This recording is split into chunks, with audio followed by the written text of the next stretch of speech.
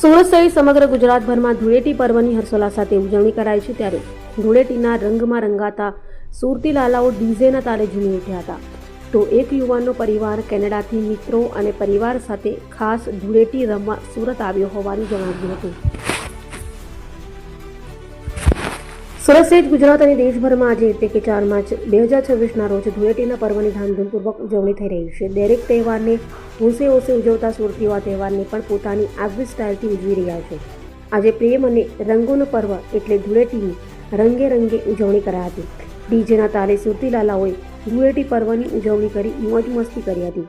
યુવાઓથી લઈ વૃદ્ધ સુધીના લોકો હોળીના રંગોમાં રંગાયા હતા। તો સાથે સુરતી લોચાની મેજબાની અને રંગોના સતવાર ધૂળેટીના પર્વની ઉજવણી કરાઈ હતી।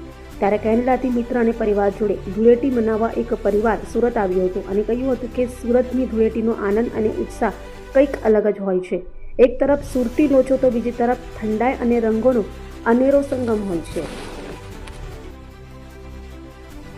Happy Holi everyone! My name is Supal Haldarwala.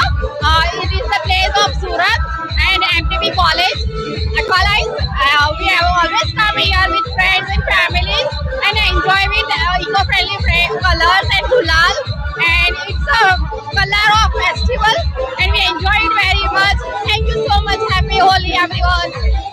MTB કોલેજથી બોલીએ છીએ અને છેલ્લા 15-20 વર્ષથી આ ઉત્સવ ઉજવીએ છીએ અને આખા સુરત શહેરના બધા લોકો અહીંયા આવે છે અને રંગે ચંગે પ્રોગ્રામ થઈ રહ્યો છે અમારો। અહીંયા ઠંડાઈ પણ છે અને લોચો પણ છે।